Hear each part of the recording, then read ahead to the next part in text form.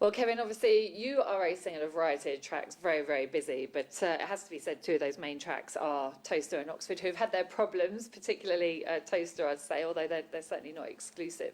What do you make of it all? And it's, you know, do you find it difficult to talk about in the sense that we want to support these tracks, but there's clearly issues there? There is issues. I mean, obviously we remain fully behind both venues. Absolutely love our racing there, but what we've seen lately, especially with the Puppy Derby, was just it wasn't acceptable. Everyone knows it wasn't acceptable. You know, Kevin would be the first to stand up and say it wasn't, which he has done.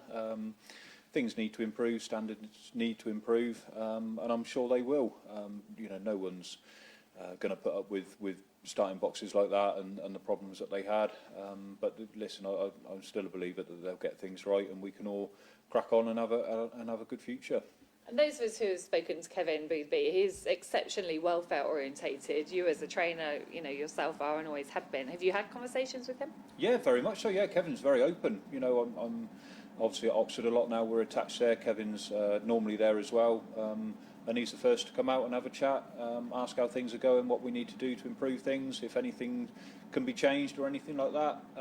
So yeah, I've no problem at all with them. So they're very open about things. They know certain things need to improve, and to be fair, over the last 2 or 3 weeks they've done an incredible amount of work to try and rectify things. And I mean, Towcester's track the last 2 weeks has been absolutely perfect. There's been no issues that I'm aware of anyway. The blue ribbon's been fantastic. So listen, hopefully we can put it behind us, as I say, crack on and enjoy a really good future.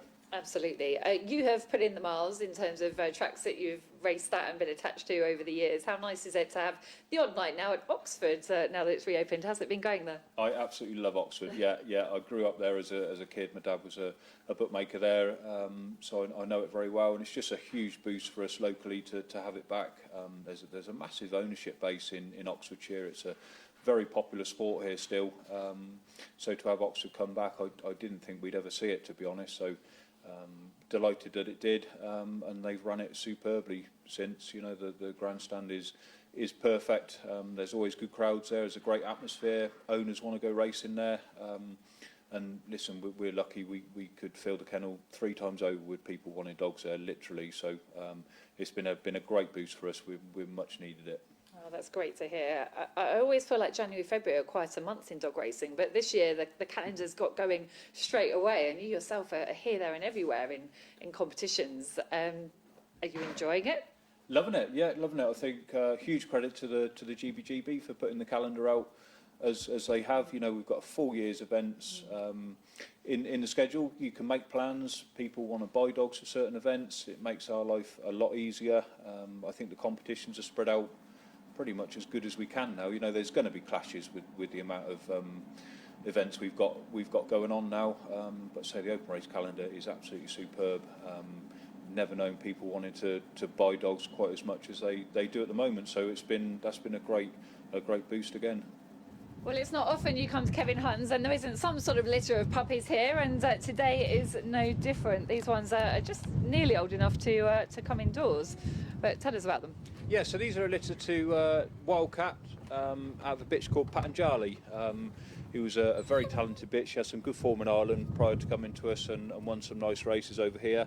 But the main reason we bought her was for breeding. So she's from Liam Dowling's Ballymac Razzle, who's obviously thrown so many quality dogs throughout the years.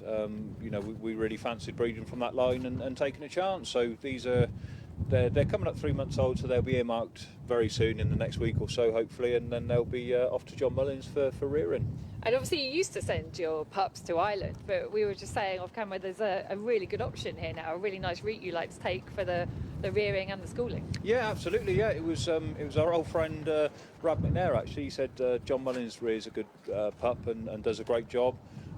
So we asked John whether he would take a litter for us, and thankfully he did, because it's turned out incredibly well.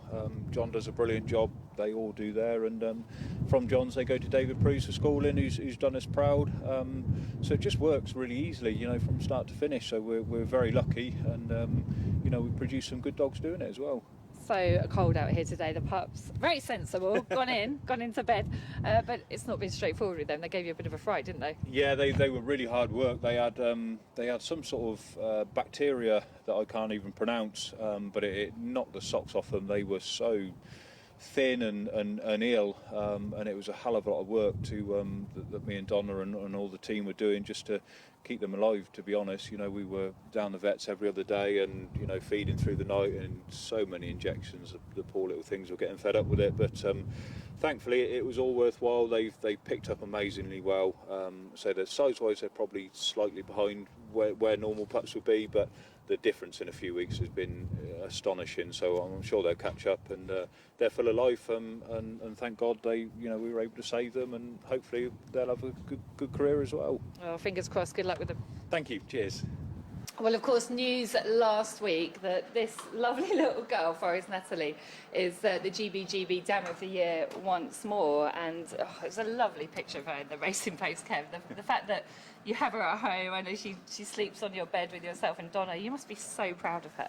Oh, we really are, yeah. She's just been an absolute dream, and she, from her racing career to a really champion brood bitch as well. We've had such fun with her, and now her offspring as well have been just amazing. It was a fabulous year last year, and she deserves another award. She's a superstar. Absolutely, and there may be more to come, because you do think there is another litter in her. Yeah, absolutely. Yeah, she's got a litter to Droopy Sydney that are now 9 or 10 months old. I think they really look the part, so we're hopeful for those. And yeah, we're going to have one more litter for her, and that'll be it. That'll be officially retired and at home. She's at home anyway, but that'll be her done. Yeah, one more litter.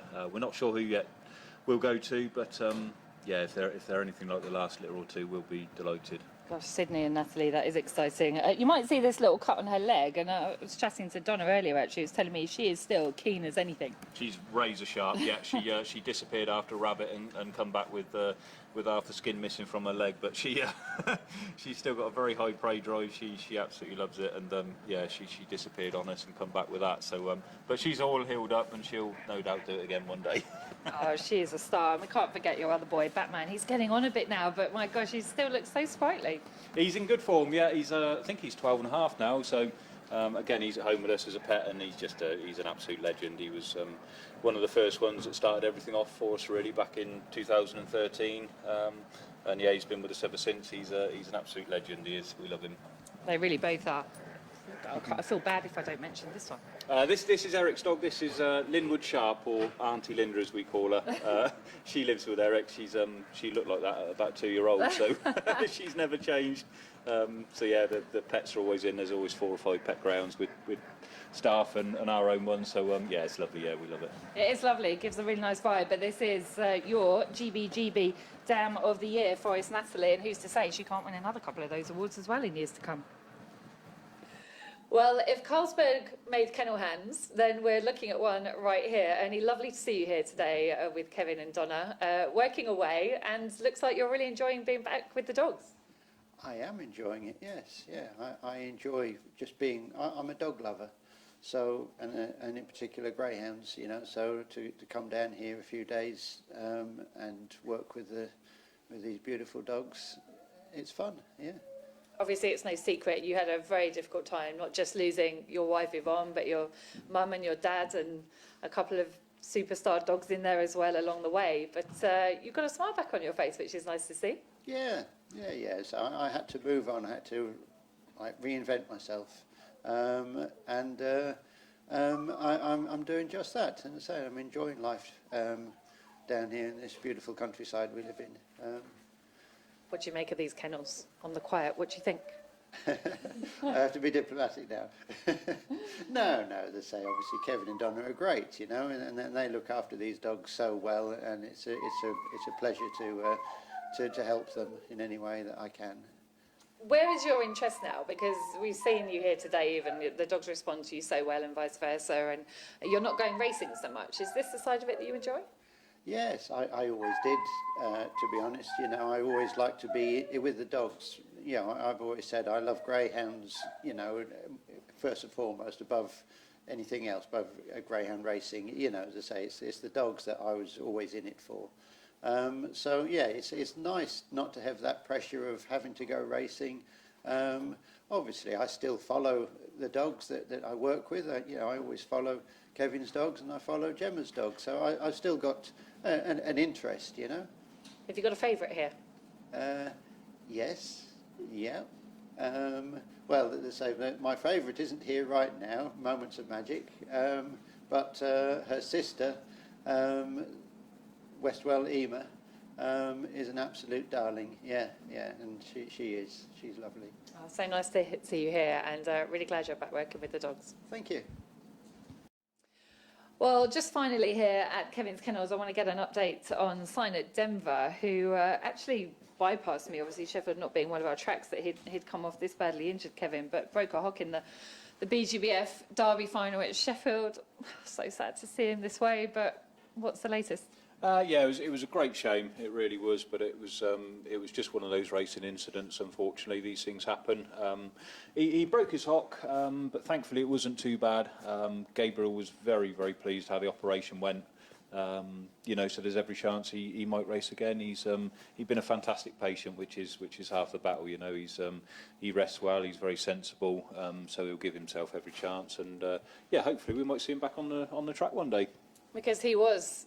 We've talked about superstars today, and potential superstars. He is and was an absolute superstar. He really was for us. Yeah, he won the English laurels at Perry-Barr when he was only just over 2 years old, and then went on to win the produce race in doing a couple of track record times around Swindon as well. So we always wanted to breed and train the winner of the produce. So it was a really special night, and he won the Studbook Trophy as well, and I think he went 7 or 8 or maybe even 9 races on the trot as well this year. So just been a fabulous dog, a real dream dog to breed one like this. And as I say, if the hock doesn't look like it's going to hold up during his galloping, we won't even try racing him again. But fingers crossed he might be able to. And whether he races or not, presumably he'd be worth a chance with a couple of litters. I'm definitely going to have a litter or two out of him. Yeah, he was just a beautiful way about the dog. He's really professional, really sensible. He just does everything right. And I say he had so much ability. And his breeding is superb. Be a magical bale and Forest Natalee. So yeah, I think definitely deserves a few bitches, this girl. And Natalee there watching on, sort of, as you can see. But good to see him looking happy and relaxed, and obviously very loved here at Kevin Hutton's Kennel. And fingers crossed, we'll see him back racing. But either way, still lots to look forward to with Signet Denver.